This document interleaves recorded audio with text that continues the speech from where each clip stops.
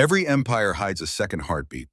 Beneath its laws, its taxes, its glittering towers of finance, there hums a quiet rhythm, the sound of people trading what cannot be declared. Wherever power builds walls, life digs tunnels. The black market is not rebellion, it's respiration. When official money fails, people do not wait for permission to live. They invent another kind of economy, one that runs not on rules but on trust, hunger, and gold. Economists call it corruption. History calls it adaptation. Every empire writes its own budget. The street writes its own truth. In the early 1920s, Germany learned that lesson the hard way. The mark didn't simply lose value. It vanished. A loaf of bread cost a few hundred marks in winter and hundreds of millions by autumn. Children built castles with banknotes. Families burned paper money to keep warm. The government promised recovery. People called it survival. They stopped counting in marks and started counting in whatever still meant something. A gold coin, a silver spoon, a ring that could buy dinner. When faith in paper died, the black market became the only pulse left. The same rhythm echoed across a starving continent. During the war years, governments rationed everything: fuel, sugar, medicine. On paper, it sounded fair. In reality, fairness drowned in scarcity. In occupied Paris, coffee was contraband and penicillin was a miracle traded for gold. Soldiers and civilians met in basements, swapping uniforms for bread, diamonds for gasoline. In the ghettos of Warsaw, smugglers carried loaves of bread beneath their coats, risking a bullet for a child's meal. The state called them thieves. The hungry called them heroes. Collapse has its own moral code. Legality and morality never fall at the same speed. By the middle of the 20th century, a new empire rose promising equality through control. The Soviet Union outlawed profit, yet everyone knew a neighbor who could get things. Want a refrigerator? Bring vodka. Need car parts? Trade cigarettes. American blue jeans became a form of currency, a passport to forbidden modernity. Even the ruling elite played the same game. Their wives bought French perfume smuggled through Finland while preaching sacrifice to the poor. Communism didn't die of poverty. It died of denial, the refusal to admit that the black market had replaced belief. Further south, another story unfolded with the same script. In the early years of the new millennium, Argentina froze its citizens' bank accounts. People woke up to find their savings locked behind glass. The government called it protection. Citizens called it robbery. Within days, a new exchange appeared. Whispered rates on street corners, the blue dollar becoming the nation's real pulse. The peso on paper meant nothing. The one in shadow bought food. Venezuela turned the tragedy into theater. Inflation rose until money weighed more than it was worth. Shoppers carried backpacks of bills to buy rice and left the store empty-handed. So they turned to something ancient: gold dust. Measured on kitchen scales, traded in plastic bags, it became the country's last honest unit of trust. The regime condemned it, then secretly used the same system to fund itself. That is the oldest irony of power. The louder a state condemns the black market, the more it depends on it. In every age, these hidden economies keep civilization breathing.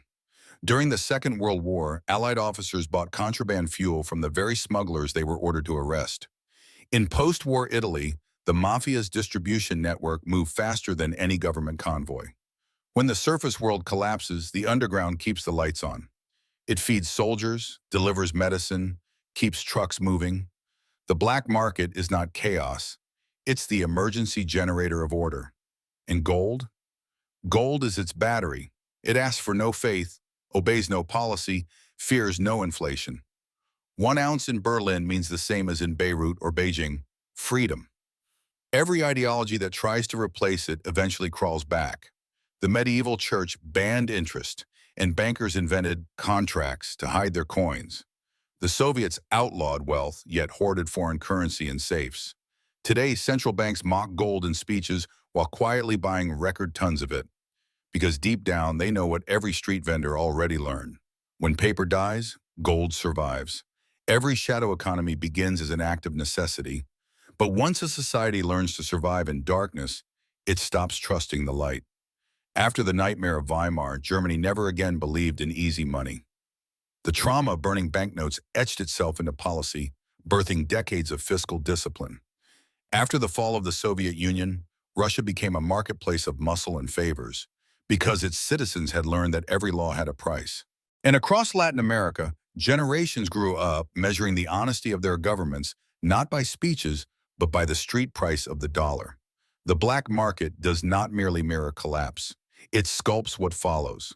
It rewires morality and trains a new kind of citizen, one fluent in suspicion, quick to adapt, allergic to promises. These are the survivors of broken trust.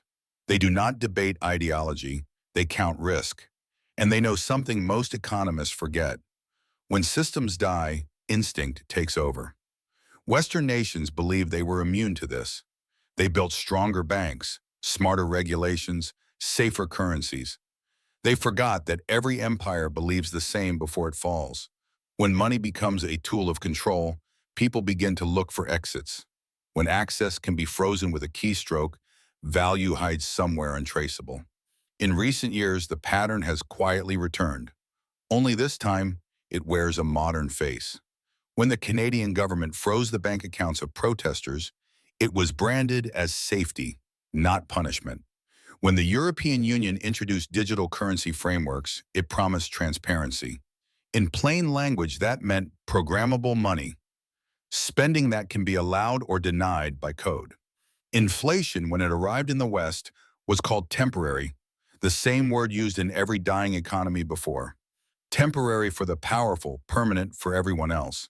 Control has been rebranded as convenience. Surveillance is sold as security. Dependency is wrapped in the language of progress.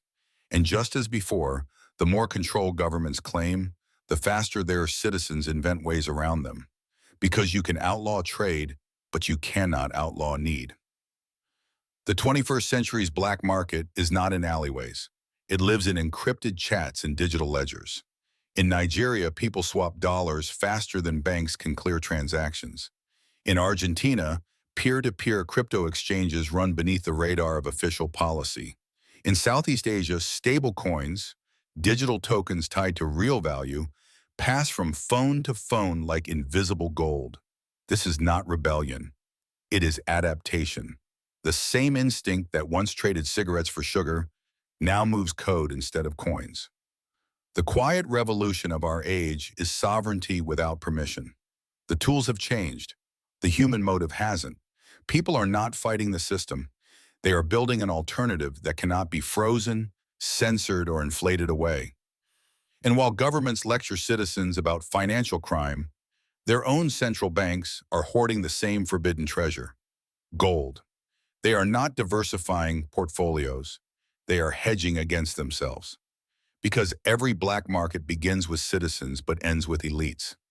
Once those at the top realize that their own creation is unstable, they start playing by underground rules. Private vaults replace trust. Offshore accounts replace patriotism. The system begins to eat its own tail. To study the black market is not to study crime, it is to study clarity. It reveals the precise moment when faith in institutions dissolves. It shows what remains when belief runs out. The underground is not the enemy of the system. It is its reform. Every government that loses credibility breeds its replacement, one quiet trade at a time. The official economy measures control. The shadow economy measures truth. When those two lines finally cross, collapse isn't near. It has already begun. So imagine this. One morning, your bank freezes withdrawals. Your salary shrinks overnight. Your savings lose half their worth. What would you trade with? That question is not hypothetical. It is the mirror of history, because every chart, every spreadsheet, every promise rests on the same fragile thing, trust. And when trust breaks, gold does not. Paper dies first. The black market follows. But gold never leaves. And that, more than any statistic or headline, is the quiet law of empires. When money lies, truth trades elsewhere.